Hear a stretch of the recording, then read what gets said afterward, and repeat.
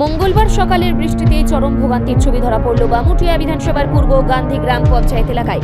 সামান্য বৃষ্টিতেই জল জমে কার্যত জলমগ্ন হয়ে পড়ে গোটা এলাকা। বিপাকে পড়েন সাধারণ মানুষ।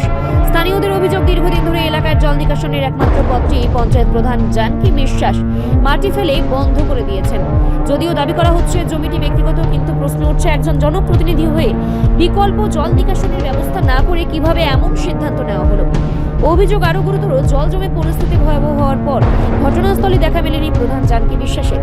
ফলে ক্ষোভে ফুঁসছেন এলাকাবাসী। বামুটিয়া মণ্ডলের সদস্য রতন দেব এই ঘটনায় তীব্র অসন্তোষ প্রকাশ করেছেন। তার অভিযোগ, সাধারণ মানুষের সমস্যা নিয়ে প্রশাসনের উদাসীনতা দিন দিন বাড়ছে। এখন প্রশ্ন, এই ভোগান্তির দায় কে নেবে? কবে মিলবে স্থায়ী সমাধান?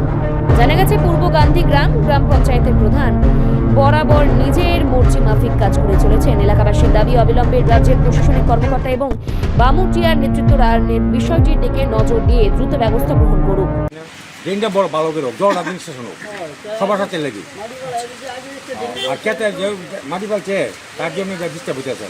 কে ফেলাইছে মাটি? কে ফেলছে প্রধানের বাড়ির জায়গায় আমি জানি। আচ্ছা, আমি তো অত জানি না। তো উনি যেহেতু গ্রামের প্রধান, এই জল যাওয়ার বিকল্প কোনো রাস্তার লেগে ভাবছেন না? আমি তো আমার বাদ জল উঠানো দিকে আমি না করি না।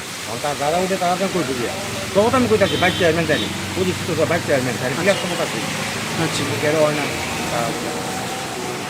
আমি করে দিতাম। রিপোর্ট সংবাদ প্রতীক্ষা।